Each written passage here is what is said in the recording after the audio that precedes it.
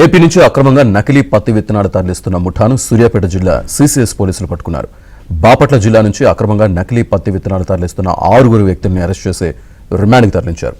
నిందితుల దగ్గర నుంచి 65 లక్షల రూపాయల విలువైన 22 క్వింటాల నకిలీ పత్తి విత్తనాలు సీజ్ చేశామని జిల్లా ఎస్పీ నరసింహ తెలిపారు.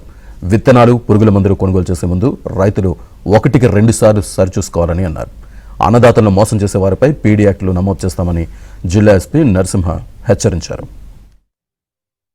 ఇవి పంట ఎక్కువ దిగుబడిని ఇస్తాయి, ఇవి గడ్డి మందులను తట్టుకునేటువంటి విత్తనాలు అని చెప్పి రైతులకి మన సూర్యాపేట జిల్లా వ్యాప్తంగా వీటిని అమ్మడానికి ప్రయత్నం చేస్తూ ఉంటే దాదాపు వీరి 4 పొజిషన్ నుంచి మనం దాదాపు 21 క్వింటాల్, దాదాపు మనం 39 సంచుల్లో 39 బ్యాగుల్లో 21 క్వింటాల నకిలీ పత్తి విత్తనాలు, సుమారు ఈ 63.375 లక్షల విలువైనటువంటి మెటీరియల్ ని మనం స్వాధీనం చేసుకోవడం జరిగింది. అమాయకమైనటువంటి రైతులని అసలైన పత్తి విత్తనాల రూపంలో నకిలీ పత్తి విత్తనాలను కట్టబెట్టి వాళ్లకు ఈ వర్షాలు సరిగా వచ్చినా రాకున్నా పంటలు వండుతాయి, గడ్డి మందును తట్టుకుంటాయని నమ్మబలికి వాళ్ళందరినీ మోసం చేయడానికి ప్రయత్నిస్తున్న వీళ్ళందరినీ మనం పట్టుకోవడం జరిగింది.